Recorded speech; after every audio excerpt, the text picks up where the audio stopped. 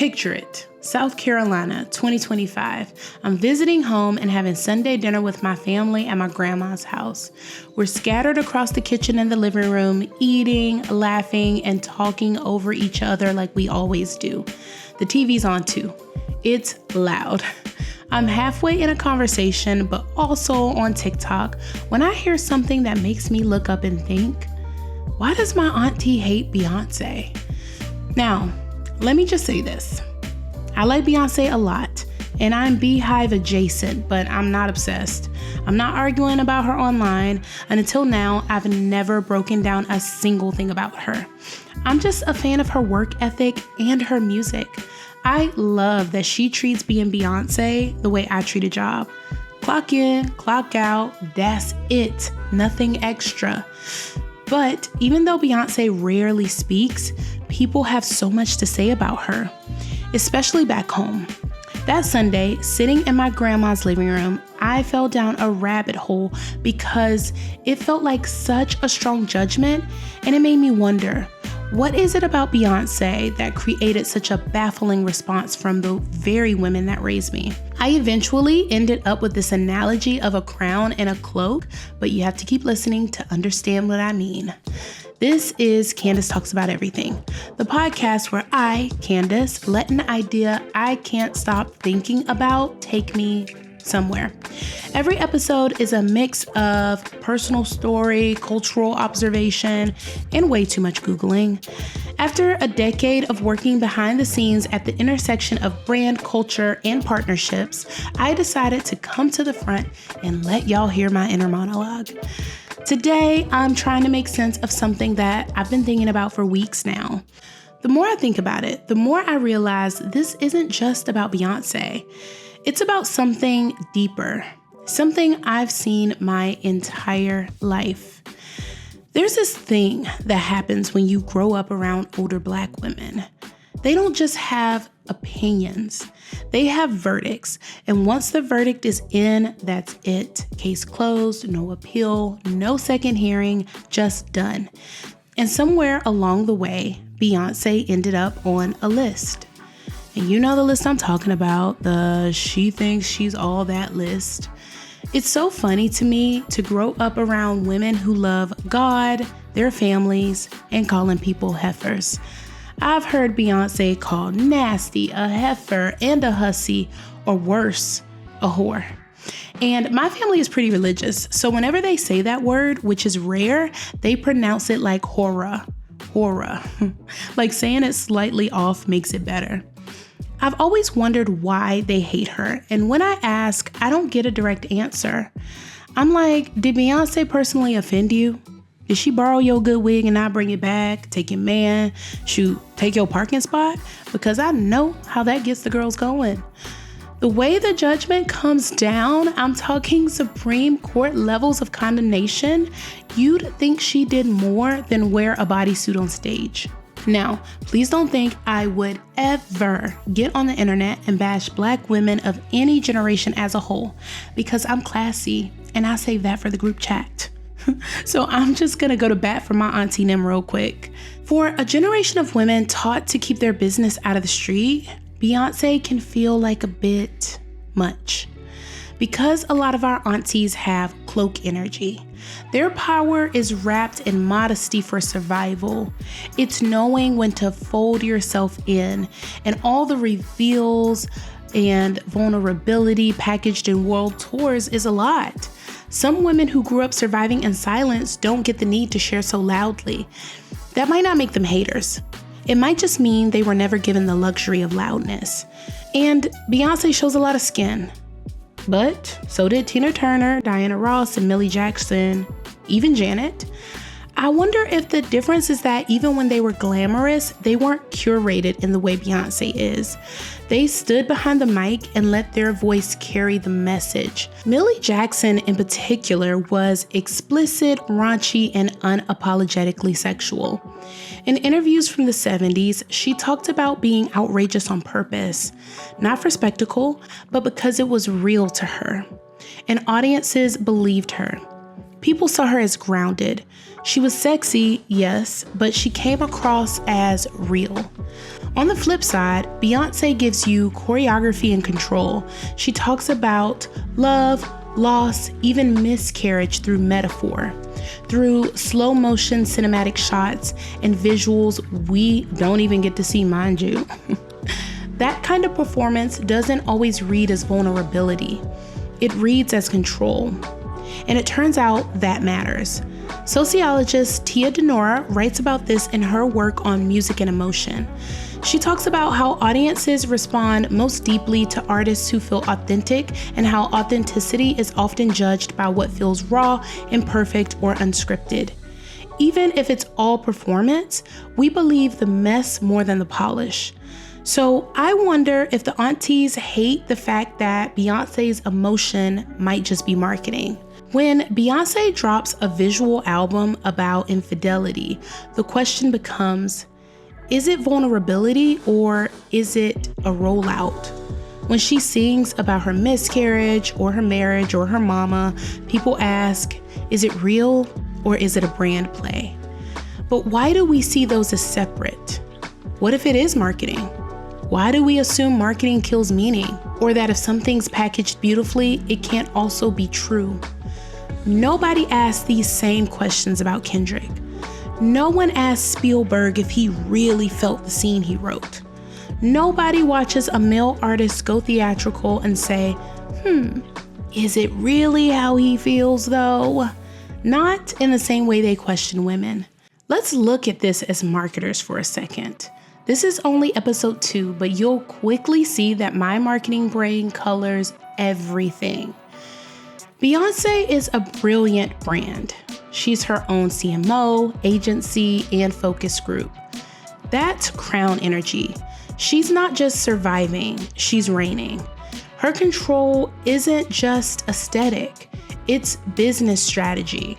By owning her masters and building Parkwood, she's cut out middlemen, keeping more of every dollar. She reinvests, pays her team directly, and moves like a production house. When she drops without warning, she's shifting value. Most artists are the product. Beyoncé owns the product, the packaging, the platform, and the pipeline. That's not branding. That's infrastructure. I think when Nina Simone put out music, you loved her voice. That's what she wanted you to love. That was her instrument. But you didn't get brainwashed by her day-to-day life and what her child is wearing and who she's dating and, all the things that really, it's not your business. That quote is strategy, okay? Self-titles drop without warning became a Harvard Business School case study on modern marketing. She sold over 600,000 copies in 3 days. Forbes and Brandwatch consistently highlight her as a master of using surprise and exclusivity to build demand. Her absence builds demand. So when Beyoncé actually does speak, people listen. What interests me as a marketer is dissecting brilliance. I like figuring out why something moves us, why we trust it, and why we don't. Beyoncé is the perfect case study for all of this, to be quite honest. She's delivering a product, and that product just happens to look effortlessly stunning. And people don't always like that. There's a term for this. It's called effort heuristic. Psychologists use it to explain that we judge things based on how hard we think someone tried.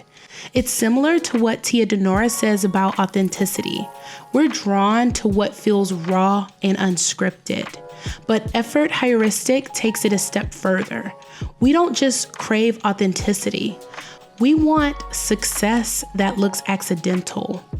We're more comfortable when excellence seems effortless or stumbled upon, not carefully engineered. And Beyoncé doesn't seem to stumble. So my auntie might dislike her because she doesn't trust her. It's one thing to be good. It's another to be good without looking like you tried. We watched Diana sweat. Patty kicked her shoes off and Mary J cried with us.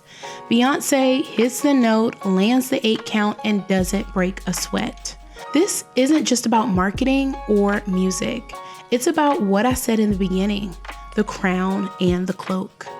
The crown is power that's worn out loud, visibility and command.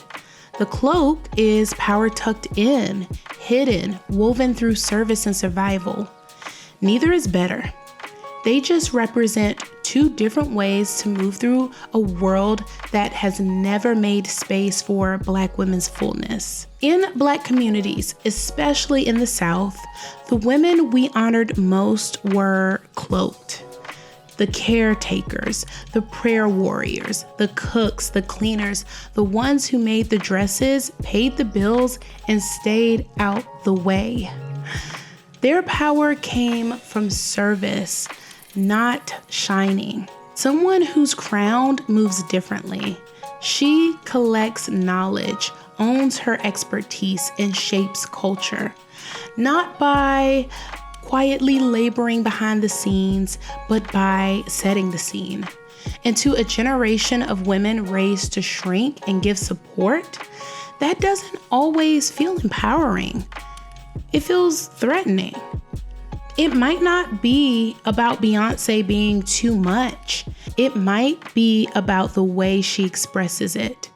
She's not the first to show skin or blend gospel influence with mainstream music, but she makes it look easy and she's unapologetic.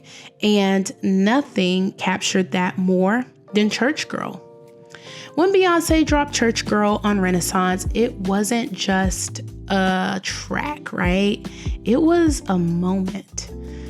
She opened with the Clark sisters, literal gospel royalty, and then said, "I'm gonna drop it like a thotty." And you could almost feel the collective gasp. But I don't think Church Girl was about disrespecting the church. It's about making room in the church. It's the sound of someone stepping out of the cloak and slipping on the crown, if only for 3 minutes. So many of us were church girls, the ones who sang Mary Mary on Sunday and danced to Sierra after school. We asked too many questions in Bible study and had the same aunties calling us fast when we were slow as hell. We're the ones who were goody two-shoes growing up, then started twerking when we got older. And Church Girl is our soundtrack. As theologian and writer Candice Marie Benbow put it, what Beyoncé does in Church Girl is honor the complexities of our lives as Black women who are very clear about our faith and spirituality, but also know that our bodies and joy are not sinful. And I agree. Church Girl isn't asking for forgiveness. It's claiming its own space. And as scholars of African American spirituals point out, flipping sacred music has always been a form of coded expression. Enslaved people often used hymns as code. Freedom was sung in metaphors and deliverance was hidden in melody. Remixing gospel with something gritty isn't rebellion, it's tradition. That's why I think Beyoncé sampled the Clark sisters. They said, "You can't take my joy, devil. I come in the name of the Lord." And she said, "You can't take my body judgment. I come in the name of liberation." Different choir, same spirit. When my auntie hears Church Girl, she's not just reacting to the beat. She's reacting to the nerve. The nerve to say, "God made me and watch me move," in the same breath. My auntie internalized the message that modesty equals worth. So that just sounds crazy. And maybe I still don't know exactly why my auntie hates Beyoncé. But I do know this. When you've worn the cloak your whole life, watching someone wear the crown boldly, unapologetically, and without flinching stirs something up. And maybe that's not hate. Maybe that's memory. Because Beyoncé doesn't just challenge the strong Black woman trope, she dismantles the myth of the good one. Growing up, I was taught being a good Black woman meant shrinking and doing for others before I did for myself. I was taught to be humble, grateful, and agreeable, even when I was tired and angry, even when I was right. I was taught to be respectable. And if I couldn't be respectable, I had to at least be quiet. That's what Melissa Harris Perry writes about in her book, Sister Citizen. She describes the crooked room, a metaphor for how Black women are constantly adjusting ourselves to distorted societal expectations. You can't stand up straight because the room itself is tilted, so you shrink into something acceptable. That way, you aren't seen as angry or too much. And Beyoncé's been refusing to do that for years. Bell Hooks once wrote that Black women have been taught to be silent, not just for survival, but because there was no space for our voices. Not less space, no space.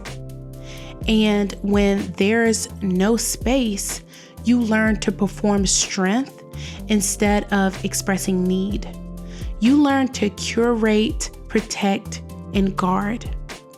Beyoncé is what happens when a woman refuses to contort for that crooked room. And I think that brings up a lot of grief in certain Black women. Not the kind you cry about or even the kind you admit to having. I'm talking about a different kind of grief, non-finite grief, which researchers says comes from a life that never got to fully unfold, or from a version of yourself you never got to be. It's grief for the songs you never danced to, the joy you silenced, the boundaries you didn't know you were allowed to set, the dreams you quietly pushed aside because they didn't fit inside the roles you were given.